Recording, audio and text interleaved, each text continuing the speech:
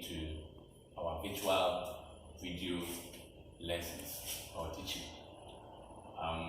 We have been looking at the Bantu for the last time we met, and today we are going to look at yet another important group of people who emerged at the eastern part of Africa. But before I go on to today's lesson, I want you to subscribe to the channel before you continue to watch the video.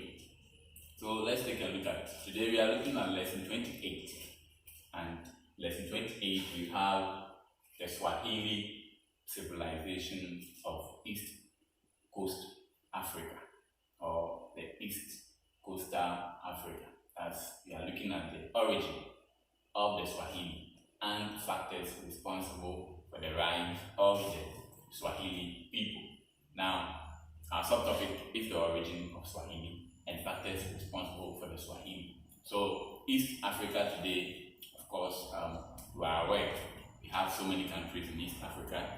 We can have Kenya, I know you know some of them. We can have Kenya, Somalia, we can have Ethiopia, and you can have Uganda, and all sort of other East African countries. Go and look out for more. Some group of people emerged at this part of Africa, that's eastern part of Africa, and those are the people that we call the Swahili. And therefore, in our discussion, we are going to look at where these Swahili people came from, their origin, and more so the factors that enabled these people to rise or to expand, to occupy the many territories or countries that they are in today. So basically, this is what we are going to look at. So let's first of all look at our lesson objectives. By the end of the lesson, you should be able to, 1, identify the origin of the Swahili civilization. And then 2, you should be able to discuss the factors responsible for the rise of the Swahili civilization of East Africa. So these are the 2 main items that you should be able to do when we are done with our discussion. And therefore, let's move on to the first one, the origin. Our first objective, let's take a look at the origin of Swahili. But before I move to the details, let's take a look at the map over there. The map you see there is the Eastern African map, or map of East Africa, map showing part of Africa, that's the eastern part. So you have countries like Somalia, Kenya, Uganda, Rwanda, Tanzania, Mozambique, and Malawi, all in the eastern part of Africa. Now, the portion where you have been marked in a maroon color, or red if I should say, is what we term as the Swahili Coast. So you find out that along the Swahili Coast, you have different towns written or emerging there. So you can have a town like Igbo Island, small over there. You can have Kilwa City, and this actually was a city in the 18th century. It was a very, very big city, Kilwa.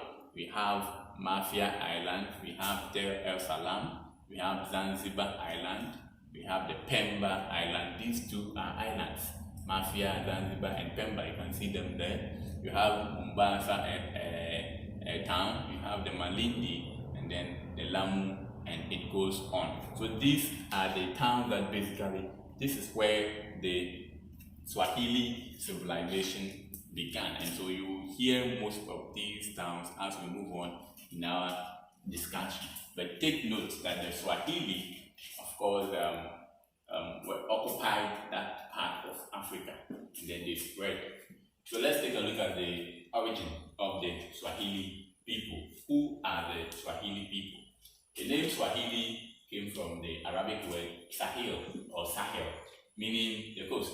So Sahel in Arabic means the coast. And we are saying that the term or name Swahili came from the Arabic word Sahel, which means what? The coast. Now, Swahili then will literally means what? The people of the coast. So Swahili simply means the people of the coast. So the people of the coast, and that is what I showed you earlier on. They are all, of course, found along the coast of Africa. So Swahili simply means the people of the coast. Now, later, the term was used to refer to the people along the eastern coast of Africa.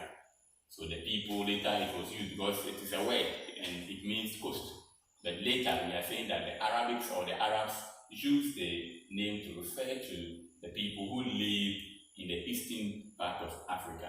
I hope you understand what I'm trying to say. Now, as I ask you, if you know any of the countries in East Africa, I think they are there already, and you should be able to mention some of the countries in Eastern Africa.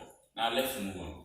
Let's take a look at how the Swahili civilization began.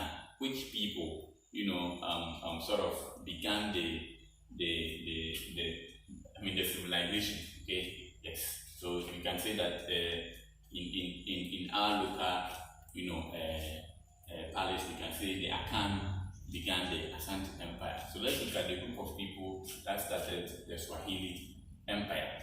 We are saying that the Swahili civilization was a fusion of different cultures. Fusion of different cultures, which then imply that different people from different cultural backgrounds came together to form the civilization. Then it also goes on, of course, it means that it is not only one person or one group of people that founded the Swahili or that established the Swahili civilization, but it was, people fusion, people from different areas, different cultural backgrounds. So who are these people? That is what we are supposed to know. Let's take a look at who these people were. First, we have the Somalian people, and then the Arab people, and then we have the Persian people. Now, Arab and Persia. Persia was of course modern day or today Middle East. Around the Middle East, it was called Persia in those days. Arab, that is where we have Saudi Arabia. So if you know your map well, you realize that these two group of people, the Persian, which of course was an empire at that time, the Arabs also who are found in Saudi Arabia, these two group of people are closer. If you know your atlas very well, they are closer to East Africa, to be precise, the Somalian people. And therefore what happened was that these Arabs and Persians were coming to Somalia or East African coast to trade with the indigenous or the indigenous people living in East Africa. And out of that, some of these Arabs and Persians intermarried with the local indigenous, the local Somalian indigenous. And we are saying that the children, of course, they intermarried and gave birth. And therefore, the children that came out from these, the fusion of these, groups were called the Shirazi culture. Therefore, we are saying a different kind of culture emerged, okay, from the intermarriage between the Somalian and Arabs and then the Persian. It could be that an Arab will marry a Persian, a Persian will also marry, an indigenous of Somalia, and in that order, vice versa. And so this group of people emerged, like what we have in our local palace here when the British, intermarried with our African traditional women, and therefore they gave birth to a group of people that were called mulattoes. This is what happened here. You realize that these people are not pure Africans, neither are they pure Europeans, and so they exhibit two different cultures. Their attitude, everything is different. So they come out with a different culture. That is what happened here. The Shirazi came out. Now, later, so these people were the earliest. That's the earliest times. Then later, the Bantu, whom we have learned about, who were in eastern Nigeria, and later we saw they migrated to southern and, of course, the eastern part of Africa, also joined the trade that was existing between the Somalian, Arabs, and the Persians. Okay, and therefore, when these Bantus, of course, they also came to intermarry with the Arabs. Some of them also married the Persians. Some of them also got married to the local Somalian women. And it was as a result of the coming of the Bantu to join these three, or the third group of people, that brought about the Swahili civilization. And therefore, when the Bantus came in to join, of course, the offsprings, or the new generation, the new children that were given birth to, of course, started the whole Swahili civilization. So this, we can say, was the origin of the Swahili civilization, where they came from, and then what next. I hope we have made some progress with the origin of Swahili, and therefore, if you are asked anywhere to talk about the Swahili, you will be able to, of course, tell the person how the whole civilization started. So now the civilization has started. Let's take a look at how come the civilization was able to rise and become very powerful and popular. And don't forget that this group of people speak a particular language called the Kiswahili language. And we look at them when we were doing the Bantu civilization. We talked about the Kiswahili. All the people who live in most parts of East Africa speak the Kiswahili language. But before we move on, let's take a look at how this civilization rise, the factors responsible for the rise of the Swahili language. Good. So we have it here, the rise of the Swahili language. So let's look at our second objectives. One reason for the rise of the Swahili civilization was as a result of the social intercourse that occurred, during this period. What social intercourse is this? One major factor leading to the rise of the Swahili civilization was the social intercourse that transpired between the people of East Africa, that's the Bantu, and the people from Asia. Records indicate that Asians, especially those from the Arabian Peninsula, the Persian Gulf, India and Indonesia, crossed over to Africa to trade with the people. With time, a great trading activity developed between these Africans and the Asians. This trading activity eventually marked the beginning of the rise of the Swahili civilization. So, like I said earlier in my discourse, I made mention of the fact that some people from Asia, and especially those from the Arabian Peninsula, that's from the Persian Gulf, India, Indonesia, all these countries are very close to East Africa. Therefore, in their course of trade, they interacted socially among themselves. Now, in the course of the interaction, what was the result of the interaction? Another factor that led to the rise was also intermarriage. But before that, take note that this social interaction will add up to people, because a lot of people will come into the Swahili territory, and therefore it will lead to the rise of the civilization, because we lose people to build civilization, and therefore you have few people. I'm wondering how your civilization will thrive, and therefore in the course of people coming in from outside Africa to join them to trade, that alone can boost, or can of course make the civilization rise in that sense.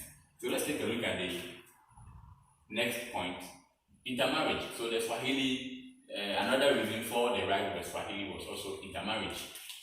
How did this happen? As stated above, when these two people engaged in social intercourse, with time they mingled and intermarried. The intermarriage led to the emergence of a mixed race people who came to be known as the Swahili. They developed a language in East Africa, of course, called the Kiswahili language. So marriage also, brought about the rise of the Swahili language. And the group of people that engaged or that were involved in this marriage issue. And of course, today many churches have even adopted this style. Why they will tell you don't marry from another, whatever church or whatever. It is all because they want to maintain the people. The offsprings will come, they will give birth, they will also grow, they will give birth, and it keeps the church going. And that is the importance of intermarriage, at a specific place. So these people marrying each other meant that they were going to stay in the Swahili area, and of course, they were going to bear their children, and therefore, the civilization would indeed rise.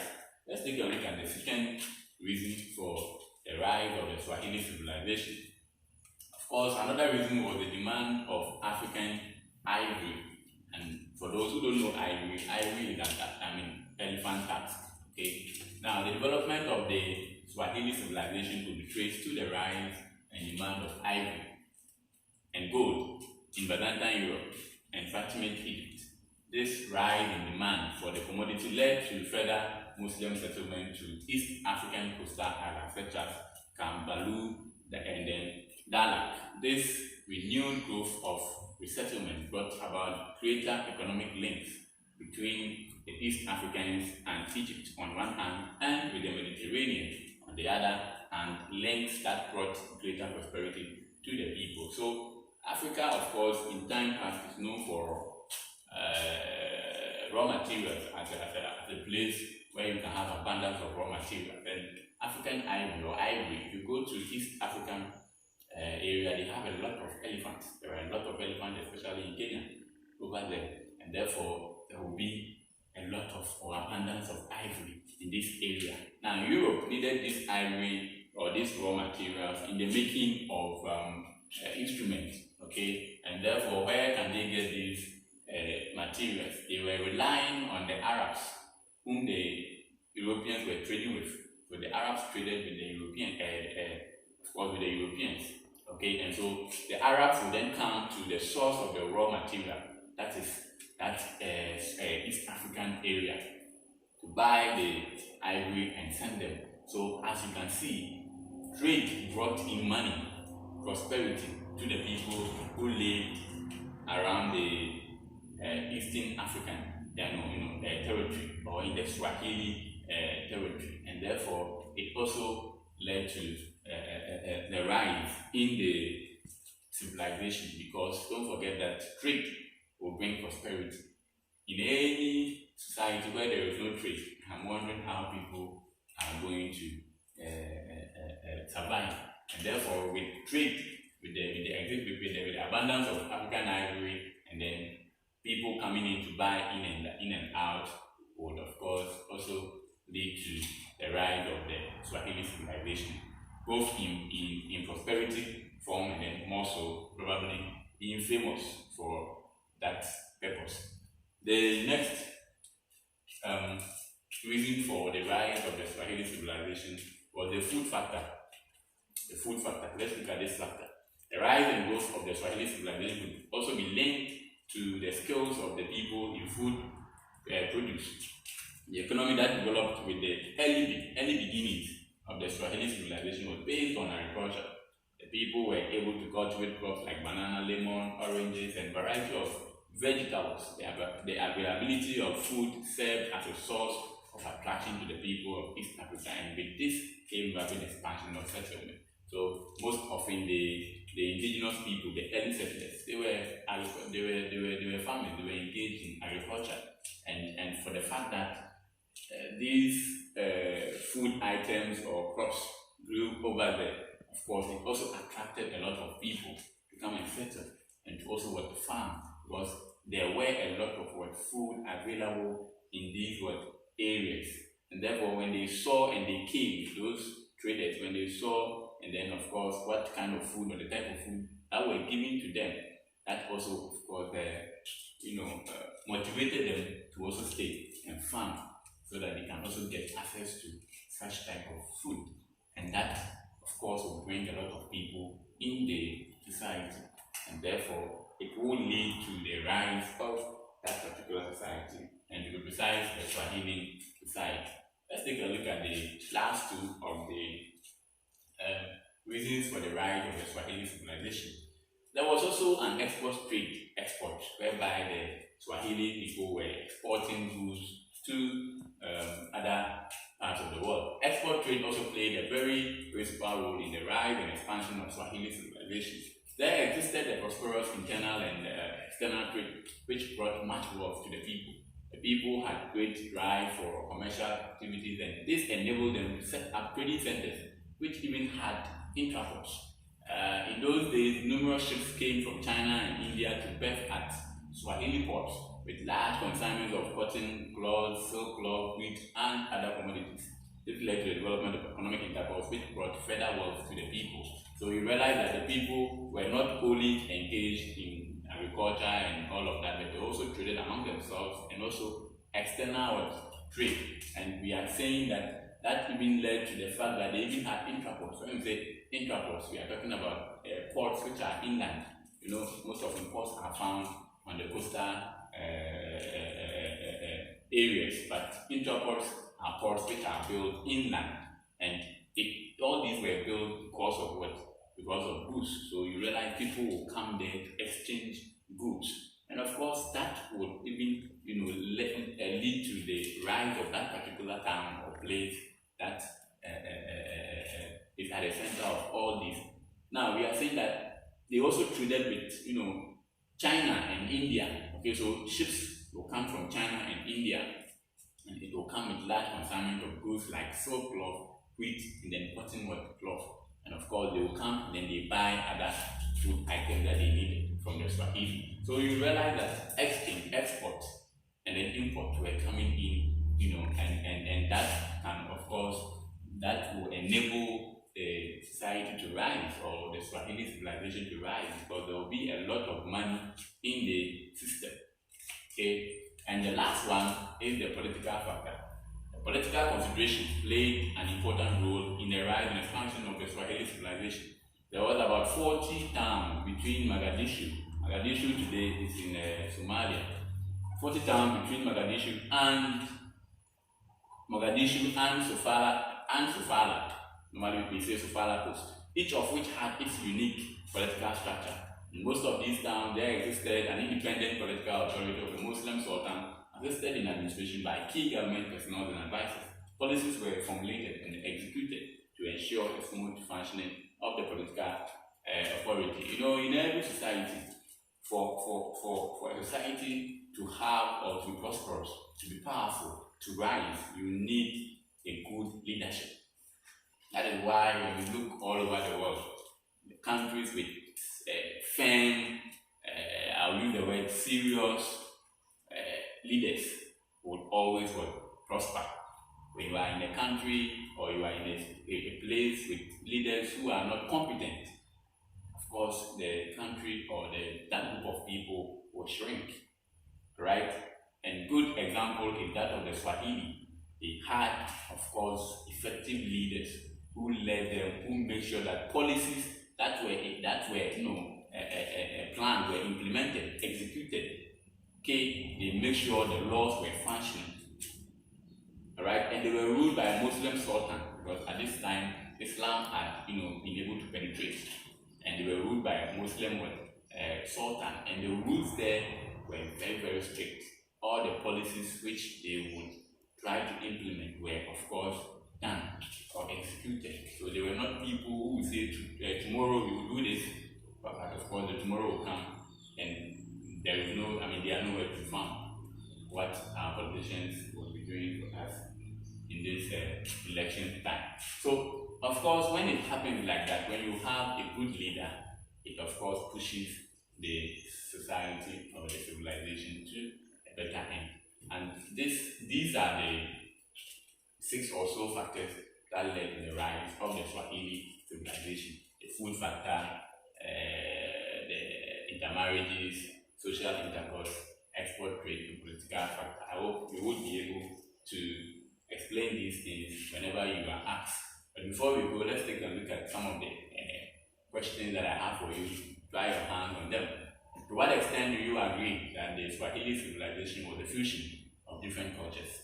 Do you agree or disagree? And if you agree, to what extent do you think that their civilization came as a result of different group of people coming in? So show or prove. Examine the factors responsible for the rise of the Swahili civilization. I hope you will be able to write a good and important essay for me or for anyone who asks you this question. But in the meantime, if you have any question, you can WhatsApp me on 054 20 047 054 20 047.